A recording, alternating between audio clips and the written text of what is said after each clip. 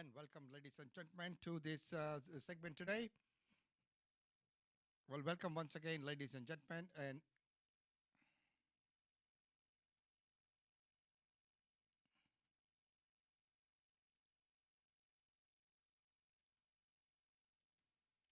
And ladies and gentlemen, welcome to this show.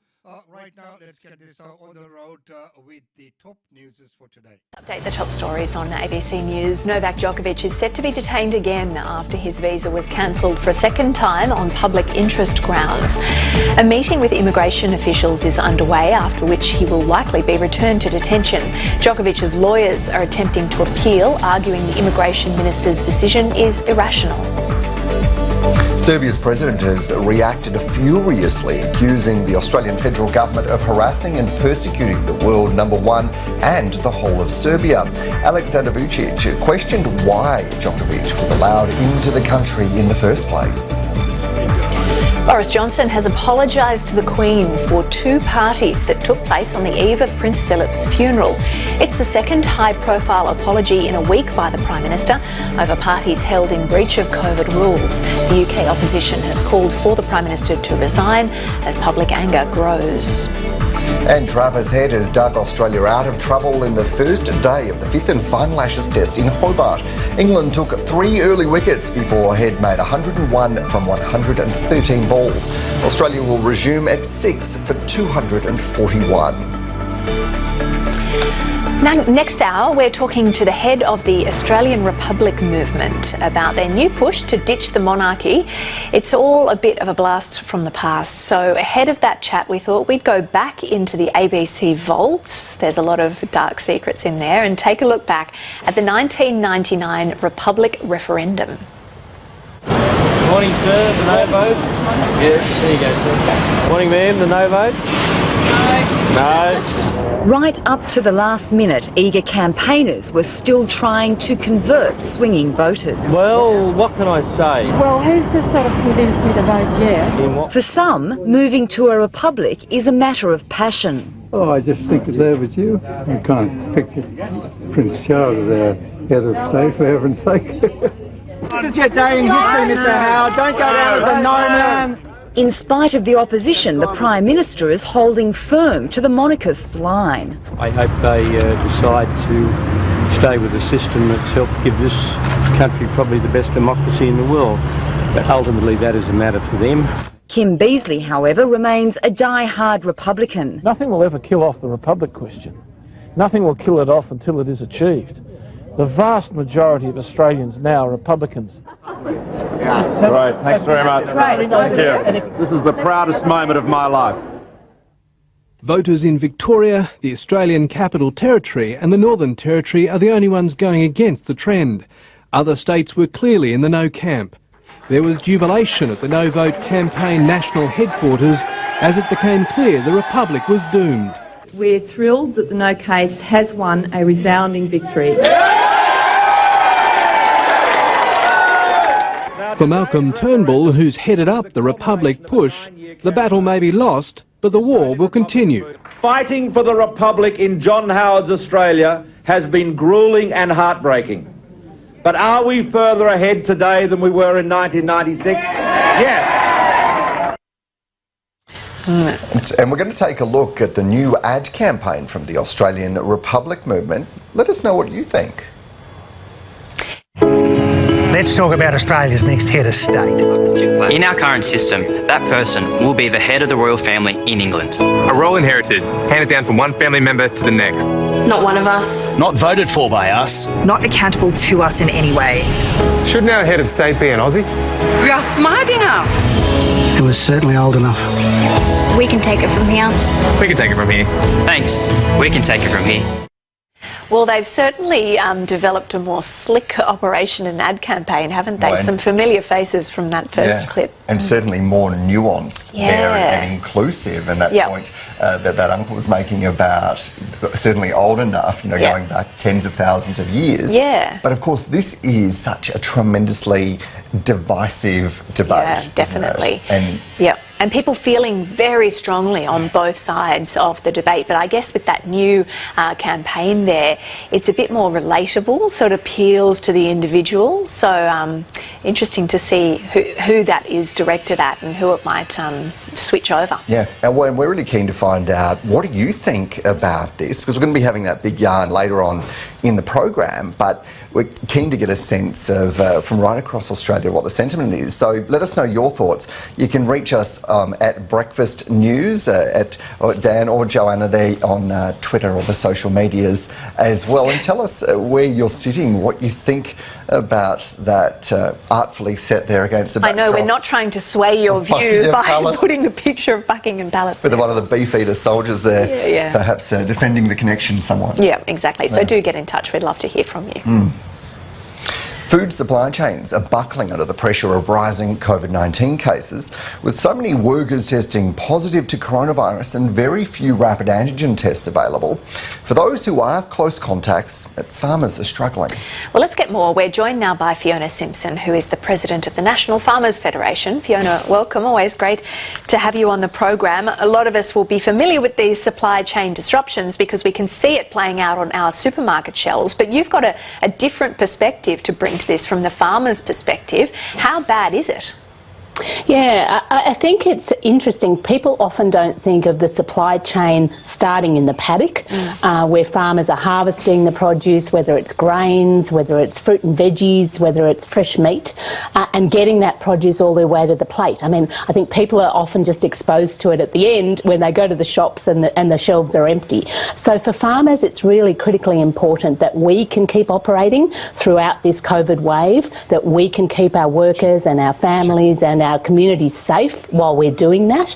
And so we've been talking a lot this week to stakeholders and governments about the need to make sure that whatever is put in place suits farmers as well and applies to farmers as well, so we can keep doing what we're doing and getting the produce off our farms and then getting that produce from the warehouse or wherever it's been processed to the customers' plates. So really critical that we have rats in the regions, really critical that we have national consistency across safe isolation requirements that are going to keep people safe, and really critical that we also have a national definition when it comes to critical workers, because you know, we've battled against these state borders now over several years and the different state arrangements. It just gets incredibly complicated to see a decision made at National Cabinet and then maybe a week, 2 weeks, 10 days later it gets interpreted a different way in each state.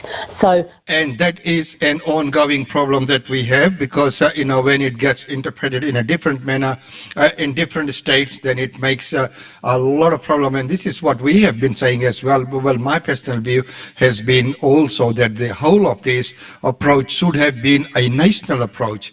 You know, with this pandemic, and you know, we could have saved so much money, time, and heartache for many things that have happened, and that way, just because of the way in which we went about doing this. Well, right now, today we are going to be looking at this news coming out of Melbourne, and it's rather shocking news.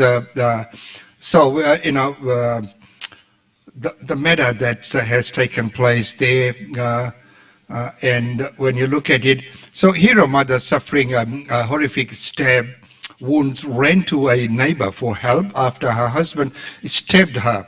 And of course, we know that this case is very close to us, being in the Indian community. And of course, you know, that makes it even harder for us to digest the facts. So, you know, their young daughter, before she tragically died at the scene, Prabal Sharma allegedly stabbed wife Poonam and daughter Vanessa to death. Mother of two, 39, frankly dashed to her neighbor's house for help. Her 10-year-old daughter Angela managed to escape the situation unharmed. So she did very well to, you know, escape that situation. Mr. Sharma self-harmed when police arrived and is in a critical condition and under police custody at this point in time. A critically injured mother of two ran to a neighbor for help after her husband allegedly attacked her and their daughter with a knife. Prabal Sharma, 40, allegedly turned up at his wife Poonam's home in Callaway Crescent in Mill Park, northeast of Melbourne, on Thursday evening armed with a knife. The taxi driver allegedly stabbed the 39-year-old dental nurse and their 6-year-old daughter Vanessa, while their 10-year-old daughter Angela miraculously managed to escape the scene without physical injury, so she did very well. Police believe Mr. Sharma followed her as she tried to dash to safety. The mother of two tragically died at the scene, while Vanessa was taken to hospital in a critical condition. The little girl died on Friday morning. A very, very tragic scene. And, a family friend said the 40-year-old who was known to police was suffering with mental health issues. Again, we have mentioned this so many times, mental health and domestic violence. We really need to still work on these things. So things started to take a sour turn recently, they said. Our neighbor Abdul Hussaini was at the park when his wife told him about the horrific scene outside their home, as the mum of two screamed while trying to help her youngest daughter. So that is going to be a very tragic scene. They were crying and calling for someone to help. There was no one on the street. The woman came out covered in blood, he told the police. Another neighbor, Christine, said she ran outside while she heard a scream and claims she saw Mr. Sharma with the knife in his hand in the front yard. What a horrific scene to have witnessed there. Detective Inspector Dean Thomas said Mr. Sharma self-harmed when approached by police, but he's still alive. So he was taken to hospital in a critical condition and is under police guard until he is stable enough for questioning. And of course, as happens, then there was a press conference, and at the press conference on Friday morning, Inspector Holmes said, it is believed the 39-year-old victim ran from her home to the neighbor's house for help, and she is being pursued by the offender. He also confirmed emergency services were called to the address about 12:50 p.m. on Thursday, 7 hours before he allegedly stabbed his wife and daughter. So the situation had been brewing. That there had been things that were going on here. So the police said that we believe a person at the address was assessed at that point in time, and emergency services cleared. So when asked whether detectives will question the surviving girl, Inspector Thomas said police would approach her with caution, as they would, because we all know and understand the circumstances that it's going to be very difficult. She's going through an absolutely terrible traumatic incident. She's been through a terrible incident, so we want to make sure she's as good as you can be, and then the questioning might begin. So she's currently in the care of Health and Human Services, where she has been speaking to the police overnight. Inspector Thomas said police were speaking with a number of people and working through the potential motives and moves as to why and how this terrible incident happened. The incident sparked a large emergency response, including SES. One woman who drove past the grisly scene said there was a man lying on the road. Didn't look good, she added. And of course, this kind of scene you don't expect if you were passing through. It could have a traumatic effect on you. Another said, I drove past as the police and ambulance first got there. Stepped for a bit, but it was very scary scene. And many times you don't want to interfere if police are there and handling things. Callaway Crescent was closed off with police vehicles blocking both ends of the street, as one shocked neighbor described the scenes as a complete circus. Well, it was a lot more than the circus there. There was quite a few people around, and they say they had gun swords, another passerby told, and which has not been reported by the police. I saw another, some other people on the ambulance stretcher. Inspector Thomas urged anyone with information to contact police immediately. So if you have any information on the family and of any incidents that you might know about, please do reach out to the police, because this is a rather grim matter, and of course it is very, very hard. Here's a report from the police. So the first incident occurred at about 7:50 p.m. at Melb Park and on Callaway Crescent at Melb Park.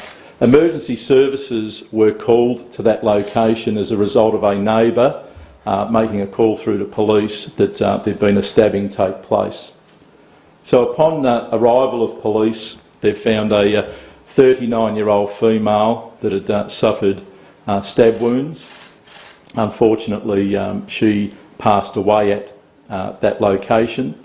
They also came across a 40-year-old male, and they engaged with that male, and as a result that male proceeded to injure himself, and police had to take affirmative action and take him into custody. He was treated at the scene, and he's been taken off to hospital, and he remains under police guard at this point in time. Our plan is to interview that male in the coming days once we're cleared by medical staff to do so. A further examination of the property at Callaway Crescent, Melb Park, located a 6-year-old young girl, unfortunately passed away due to injuries that she received during that incident also. Be the case? Yeah, well, what we believe at this point, and again, we've got to work through it, is that our 39-year-old victim has run from her address to the neighbours, seeking help, and hence we believe that's why there's blood there, and of course she's been pursued by the offender, and so that's what we've got at this point. So that's the report there from the police, and of course, as I mentioned before, a very, very tragic incident, something that should not happen. So when we look at the mental health issues, the domestic violence incidences that we always try and raise awareness about, so there's a call for doing a little bit more. And this incident just brings home that message really needs to get out there. We don't have a place in our society for this. Here's a report on the National Violence and Domestic Violence Report. Lula Dembele is one of many victim survivors who fought hard to have their voices heard. When you haven't been able to exercise your agency over your own life and tell your own story, or you've been shamed for doing so, the opportunities to be heard is incredibly important. Australia's new draft national plan pledges to do that. It sets out how the country will seek to end violence against women and children over the next 10 years. Consultation process has been a steep learning curve, I think. I've seen really vast improvements, and the intention is there, and now it's about how we do it and how we get it done. Well, nobody knows better what they need than somebody who's actually experienced family, sexual and domestic violence. This conversation is no longer behind closed doors. It no longer belongs just to women or just to women's organisations. This plan really sets out an ambitious building from the last plan. The 10-year plan will focus on prevention, early intervention, response and recovery for women and children who have experienced violence. We must focus on preventing this violence in the first place if we're going to create long-term change. The Commonwealth has committed $1 million to keeping the voices of victim survivors front and centre through the life of this national strategy. The next step is finalising 5-year action plans, including one developed and delivered by Aboriginal and Torres Strait Islander people. It empowers us when we take the lead on all of this, and that's what that 5-year plan is. It's about leadership roles in communities, about capacity building, looking at the whole issues that are affecting Indigenous peoples across this country. There's just 2 weeks for public consultation. Brittany Higgins calling the timeframe breathtakingly disrespectful. I think that turnaround is difficult for people, especially out in remote communities. A 2-week period probably doesn't meet the needs of the people who want to be able to contribute. The consultation deadline could yet move. Either way, the federal government is promising ambitious and fully funded targets. Emily Gremens, ABC News. And of course, organizations like White Ribbon and DV Connect and others are doing what they can do in that, and support and help from government would be much appreciated. And of course, we need to reach out into the wider community. So it's good to see that the indigenous voice has been brought to the table as well. And of course, the multicultural community cannot be excluded, as you have seen from the lead-up story for today, that murder and the self-harm. So these kind of things are really grim incidents within our community, and with the community awareness, raising awareness, community education, we can control or we can curb this kind of situation, as the Higgins rightfully said, that we need to nip it in the bud, control it from the point where it begins, not afterwards. All right, now some good news. Queensland borders open and we are welcoming people back. Hey.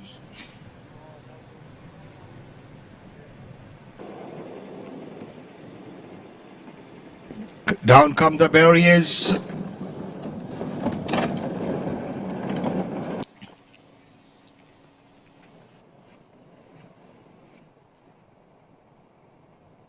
As I'd mentioned before, there are a lot of this is a fantastic outcome for us, obviously, after 22 months of our staff operating these border checkpoints.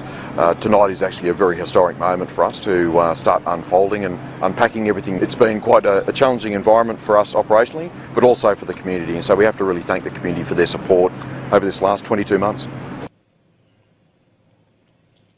So for the last 22 months, well, the other breaking news is that the federal government has cancelled Novak Djokovic's visa once again. As Novak Djokovic stepped on court to train this morning, the superstar remained engulfed in speculation about his future at this year's Australian Open. This evening, the Immigration Minister Alex Hawke gave his answer. Today, I exercised my power under Section 133C of the Migration Act to cancel the visa held by Mr Novak Djokovic on health and good order grounds on the basis that it was in the public interest to do so. I carefully considered information provided to me by the Department of Home Affairs, the Australian Border Force and Mr Djokovic. I'm surprised that they went ahead with that. I assume his lawyers will now seek judicial review of that decision. Court documents show Djokovic thought he did have a valid medical exemption when he entered Australia last Thursday, only to be detained and questioned by Border Force officials. His visa was cancelled over his vaccination status and then reinstated when the Federal Circuit Court found he hadn't been afforded due process. With the tournament just days away, some players are voicing their own frustration. 98% of the players have been vaccinated and did what they had to do in order to come and perform and play in Australia. A very small majority of that percentage chose to follow their own way. It makes the majority look like they're all fools or something. Attention has also turned to possible reputational damage. Former tournament director Paul McNamee tweeted, "I don't like our Grand Slam being subject to ridicule." If it looks either difficult or not clear or complicated, or when somebody arrives and they find themselves in trouble that they're not receiving the warmest of welcomes, that is a problem for Australia as a whole, and therefore by extension for Melbourne, given its status as our sporting and events capital. Late today, the ABC learned 2 players who flew into Australia for next week's Open with the same exemption as Novak Djokovic have flown out of the country of their own accord. Amy Bainbridge is at Melbourne Park tonight. We're also joined by political reporter Matthew Dorham at Parliament House in Canberra. Let's go to you first, Amy. What happens now for Novak Djokovic? Well, again, Ben, we're in this holding pattern. It is widely believed that Novak Djokovic will challenge the decision by the Immigration Minister Alex Hawke. However, there is no official word yet. We understand that Team Djokovic is reviewing the decision and considering their options. It is, of course, a very difficult situation for the Australian Open organisers, Tennis Australia. The tournament is due to begin on Monday, and Novak Djokovic is the #1 seed. They do have contingency plans in place, and likewise we do know that the Federal Circuit Court also has resources and plans in place at the ready should there be requirements for a hearing on this matter over the weekend. Ben? And Matt Doran in Canberra, look, it took the government days to reach this decision. It finally comes through at a few minutes to 6 on a Friday evening. What took so long? Well, Ben, good evening to you. We know that the eyes of the world have been on the Immigration Minister Alex Hawke as he's been considering this case. And because of what happened on Monday with that initial hearing in the Federal Circuit Court and the concession from the Commonwealth that it had acted unreasonably, you can assume that the government wanted to be seen to be fully considering Novak Djokovic's case before handing down this judgment. The government and the Prime Minister in particular had come out very hard on this case last week. Scott Morrison said that the rules apply to everyone. So had the Commonwealth allowed Novak Djokovic to stay in Australia on this visa, it would have been an embarrassing backdown for the government and opened it up to allegations of special treatment for an individual simply because he has a blistering backhand game. We know that Alex Hawke, in cancelling this visa, has cited the public interest and also health grounds. Now, having one unvaccinated foreigner walking around Melbourne at a time when thousands of new COVID-19 cases are being recorded each and every day may seem minimal, but it's the principle here. With Australians having dealt with incredibly tough restrictions over the past 2 years of the COVID-19 pandemic and those rules for entry into Australia that people have to be fully vaccinated unless they have a medical exemption, it simply wouldn't have been tenable for the government to allow him to stay. Novak Djokovic is, of course, a A-level world sporting star. It's not like he's a backpacker here. He does have that significant legal team and the financial means to challenge this case, so we'll have to wait to see whether or not the Commonwealth has to make any further comments on his situation. Ben? Certainly not over yet. Matt Doran in Canberra, Amy Bainbridge at Melbourne Park, thank you.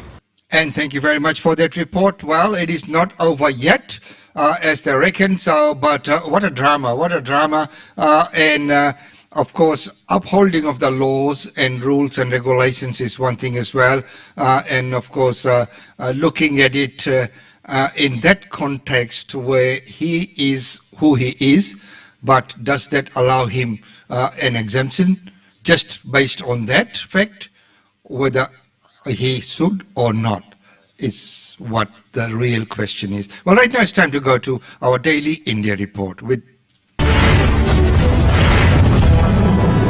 Welcome to the Daily India Report that brings you glimpses of the changing India.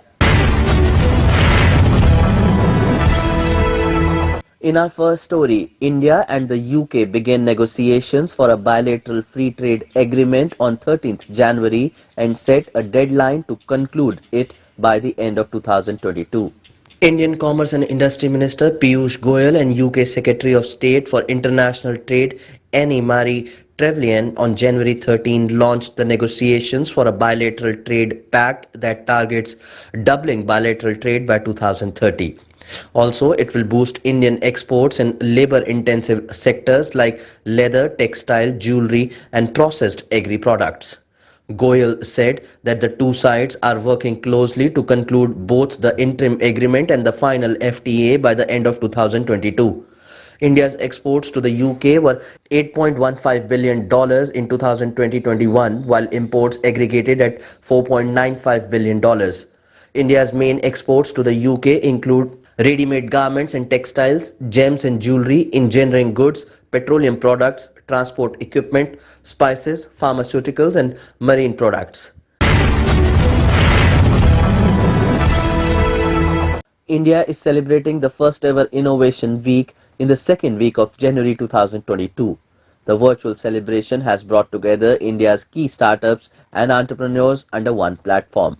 We present a special successful startup story as an interview with the founder of a digital payment innovation.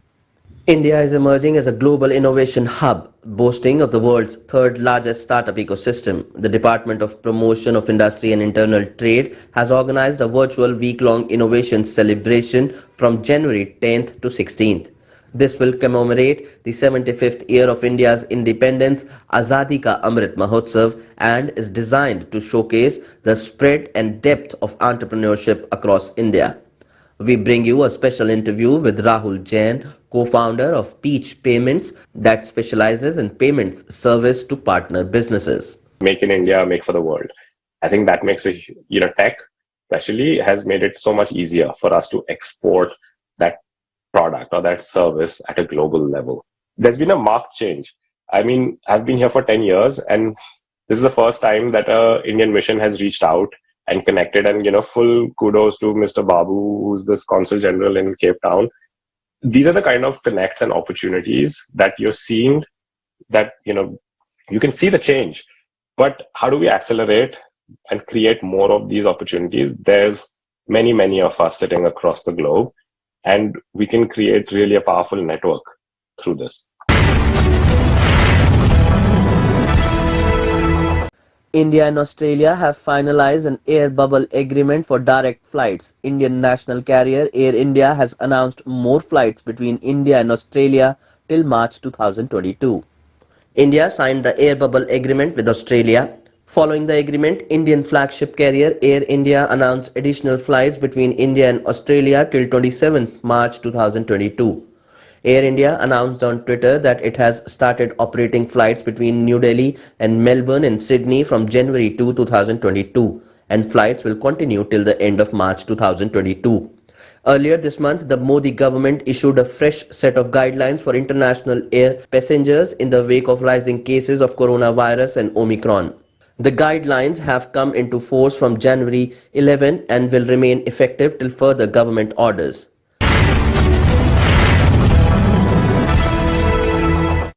A severe cold wave is predicted in the next few days in northern states of India, resulting in snowfall and heavy to moderate rainfall in many states. Several parts of North India, including Delhi, Uttar Pradesh and Rajasthan, are battling extreme cold wave conditions, while the many parts further up north are bracing for heavy rainfall starting January 12th. India Meteorological Department forecasts that Arunachal Pradesh and Gangetic West Bengal are likely to witness heavy downpours. Also, heavy rainfall is forecast for Bihar, Jharkhand, Assam, Meghalaya, Odisha and Chhattisgarh. East Madhya Pradesh and Vidarbha in Maharashtra are expected to witness isolated and scattered rainfall respectively. Several southern states such as Telangana, Karnataka, Tamil Nadu, Kerala and Andhra Pradesh are also expecting rains.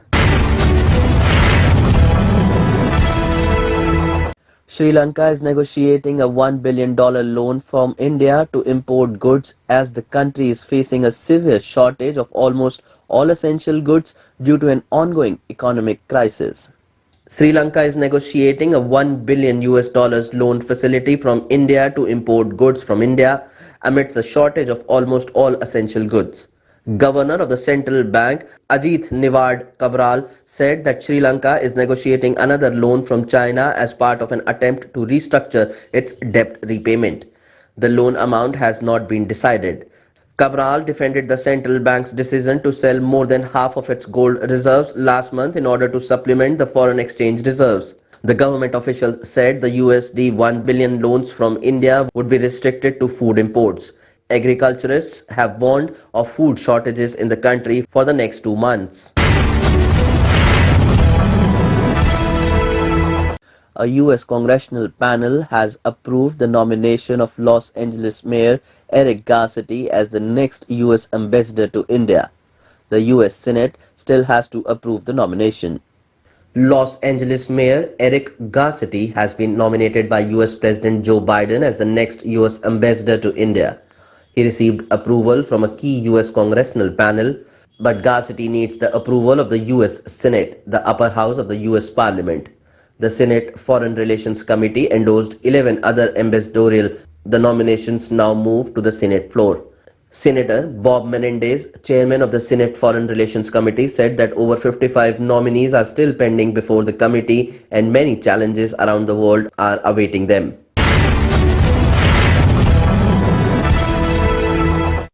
In the wake of the COVID-19 situation in the national capital Delhi, the local authorities have issued fresh guidelines for the movement of exempted categories during the curfew imposed in the state. In view of the rising COVID-19 tally across the national capital, the Delhi Disaster Management Authority has issued new guidelines with respect to the e-passes issued for essential goods and services or exempted category. The DDMA said the e-pass for such categories will be valid during the entire duration of imposition of weekend and night curfew. Delhi has witnessed a major spike in coronavirus cases during the past 2 weeks.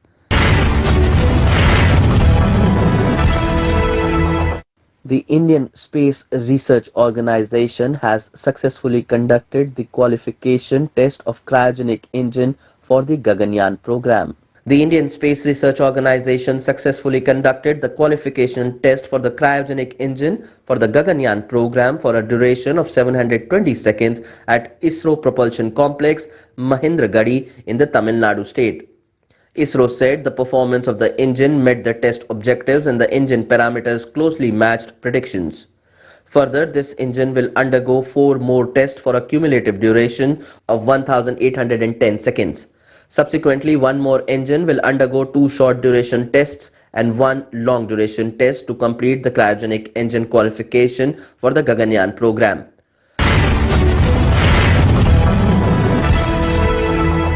India's enormous foreign exchange reserves is up for the biggest test in the next 12 months. A record $256 billion of total overseas debt comes up for the repayment when analysts are talking about the possible flight of capital due to monetary tightening by the US Federal Reserve. The Indian economy has so far braved the COVID-19 pandemic challenges, but analysts expect severe pressure as India's external debt worth $256 billion matures over the next 12 months. India's finance ministry said debt coming up for repayment this year is about 43% of the external debt outstanding at $596 billion. India's foreign exchange reserves are at the highest, sir, and more than $600 billion. Yet there could be short-term pressure on the currency as the RBI is likely to temper its interventions rather than defend the currency. With the recent US consumer price inflation of 7% at a 39-year high, the US Federal Reserve might hike rates sooner than anticipated, resulting in higher pull out of dollars from emerging markets including India.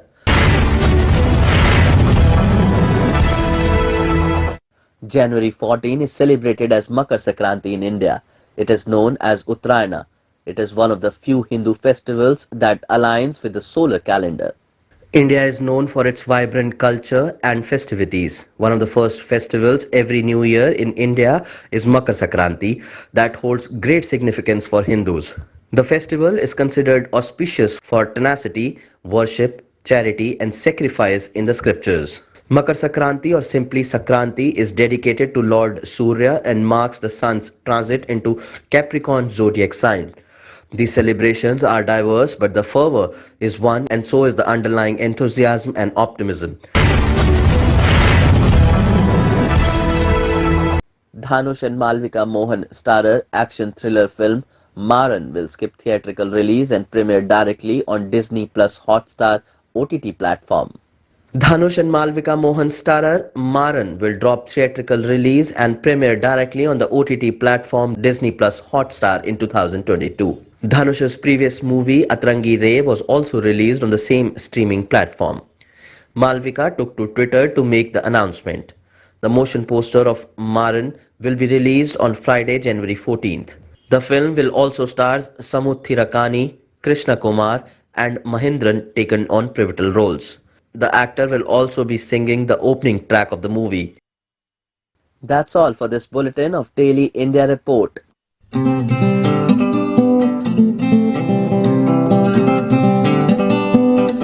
And thank you very much for that report, Himanshu. Well, right now it's time for us to say goodbye for this week. Well, of course, as we know, this month, we have started back with some of our regular programs. A lot more will be starting in the coming weeks, so stay tuned. So until Monday, it's goodbye from me. Have a lovely weekend, or whatever's left of it. 28 degrees and mostly sunny right here in Brisbane. Looks like a very good day out there. Now, of course, if you're going to any functions or events, please be careful. Those safety precautions, the health and safety measures that have been asked by the government is put in place. And if you have a chance to get your booster shots done, please do get them done. Out in the public, please have that mask on. Until Monday, it's goodbye from me.